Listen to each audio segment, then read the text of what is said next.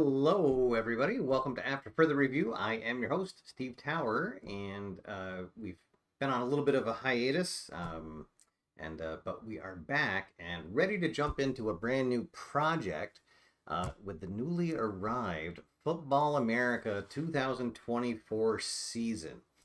Uh, I thought that I'd do a kind of a preseason show here before we kick off the season on Friday.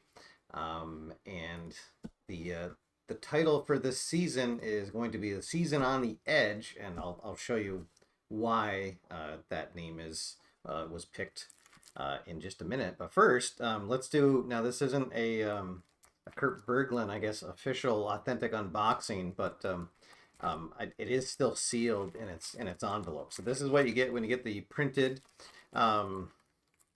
When you get the printed set. So we'll take this out and and yes, I do have glasses now. I thought I was gonna need them just for driving, but I ended up wearing them a lot more. So here we go. First you get a nice overview of the season, a little write up on what has changed, what hasn't, any special rule notes for the season. This season in particular, a lot of the kickers get the special U rating for field goals to go along with the accuracy rates in the NFL. And basically what that means is that if kicker has the U grade, as long as they are within under their long field goal range, they will make the kick unless you get a unusual result where you roll doubles on it. So we should see a few more made field goals. Of course, you get a instant results table, which I will be using in my season project for all the other teams during the week. Then we get a handy dandy preseason overview. Keith went over this on his show last week, so I won't go into this in depth, but for our purposes, New England ranked 4th in the preseason poll. A brand new defensive scheme, a big defensive free agent pickup, and they do have a new rookie quarterback who we will see in a minute. And for those of you morbidly curious, Orlando brings up the bottom with an F rating. So we'll see what happens with Orlando when we get to play them. And then this is one of my favorite things because I have the worst time generating a schedule. But Keith, thankfully, does this for us when you get this Football America set. So we will have a 14-week season, and then we'll have 3 rounds of playoffs. And then he even breaks up the teams into their divisions. We will stick with that.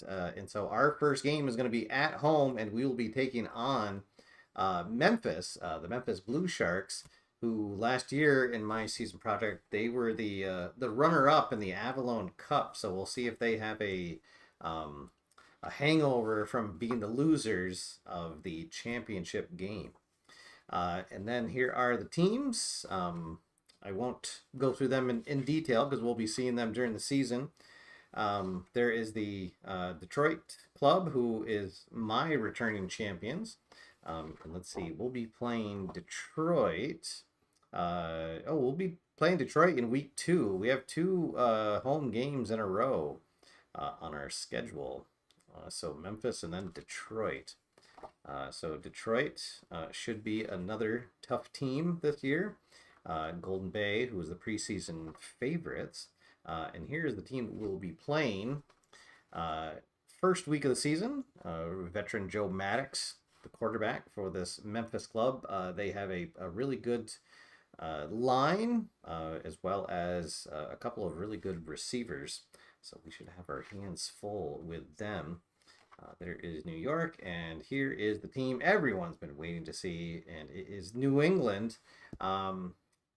Unfortunately, Fernando De La Rosa did not become a 2-sport star, so he is not on the roster. Oh, and welcome to everybody joining me here. We've already had some some some good laughs here. Be diving in here. So welcome to Brian. Bob is here, and then I see Christopher Hoffman just joined us. Welcome, guys. So here we go. The rookie quarterback who won out the role is Seth Vandewall, and he looks pretty good. He's a 1-1 completion rating of double A, has an X rating of 4. His Y is 3, so will be prone to perhaps some interceptions. Our offensive line, we have a fantastic left tackle in Minka Elijah, uh, or left guard rather, and then our left tackle Hudson Holloway, pretty good over there as well. A little bit weaker in the center and on the right hand side is D. Scott Howard joins us. Welcome. Um, of course, Chandler Money Daxon, who made that fantastic catch to bring us within 1 point in our playoff game last year, before the infamous blocked extra point that was returned for 2. What a way for your season to end. So he will be the focal point of our offense for sure. We have tight end Brandon Rhodes, who will get his share of receptions, especially on the opposite side or on our own side of the field. And then Darvon Judy is our second wide receiver who is not too shabby in his own respect.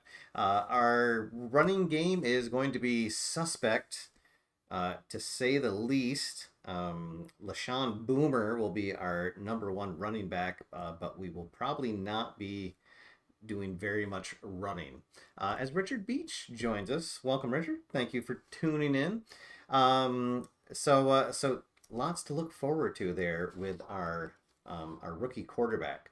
And now for our defense. Our defense looks really, really good. A really solid secondary. Jason Ismie is our one of our cornerbacks here, and he has the star rating, so he will be a lockdown corner for sure, especially when the game is on the line, which will come into play quite a bit this season, as I'll show you guys in just a minute. And yes, exactly. Who needs a running game when you have a young quarterback who can throw a bunch of interceptions? Exactly. Over on the other side of the corner is Abdulkari Matthews, who is pretty good in his own right. Won't be eating things up, but we'll have Jason Ismie locking down the number 1 receivers. Also have a really good strong safety in Uriah Smiley. Markavian Coy will be holding down the middle, and he is just good all around. Our defensive line is going to have some holes. We will be a little weak against the run. We don't have anybody rated to run that would be up on the line in a run defense. So potential for somebody to take advantage of that during the season. And then we have TD Arlano doing the kick returns, and he has the ability to break some returns. So we may be relying on special teams maybe to get some points on the board for us. Chase Gambrell is our field goal kicker. He does get the special U rating. So that means that anything 55 yards or less, he will make, as long as we don't roll doubles on the roll. And then we go to the unusual results chart. Jake Cooney is our punter, and a decent punter, although we do not have very good coverage on punt returns. So another potential weakness for us there. All right, and then we'll quickly look through the other teams. I will highlight Orlando, who does have a nice colorful team card. And that's about where the highlights end for them. They do have a decent wide receiver, and Iosef Rael. He is 2 rated until they get onto the opponent's side of the field. Josh Yanagi is their starting quarterback, and he has a 0 rated pass. So teams will probably be teeing off on Orlando when they get there. There's the Portland Club, St. Louis, San Antonio, and then finally San Diego for the full season set there. All right, so there we have it. That is our Football America set. Now, why it's going to be a season on the edge. I thought, like I was saying at the top, I thought that I would do something a little bit different this season. And so what we are going to do is we are going to use this fab finish chart for all of our games. This is a free download. You can head on over to the play.com website. And it's under the football free files. And what this lets you do is in just a few rolls, it will generate the situation for the game. And then you play it from at the 5-minute mark of the fourth quarter. And away you go. So I thought for a change that would be something fun to do this season, and we'll probably let the streams will be a little bit shorter until we get into the playoffs, and then I'll do a full games for the playoffs. So on Friday, when we officially kick the season off, this is what will be happening. We'll find out what our situation will be, and then we'll join you guys live this Friday at 9 o'clock. So here we go. So New England is the home team. Memphis is the visitors. So first die roll is for the score, and oh boy, this is going to be a low-scoring game. We rolled a 12. So that means that New England has 6 points. Ooh. Live TV, you gotta love it. And then our second roll is what the margin is. So 24 says that we are trailing by 3. So that means Memphis has 9 and we have 6. Our next roll is who has the ball. New England will have possession. And let's see, and a 64. Ooh, we are going to start on 4th down. Uh-oh. So it is going to be 4th and 9 to go. Let's see, and the ball is on our own 35-yard line. Oh boy. Okay. And then finally, the last roll determines timeouts. Let's see. In 55, both teams will have 2 timeouts remaining. All right. So, yes, 6 interceptions leading to a 9-6 score. So it is not a barn burner. But if you're a fan of defensive football, there we go. So yes, we're probably going to be glad that we skipped the early part of the game. So there we go. So this Friday at 9 o'clock, we will kick things off.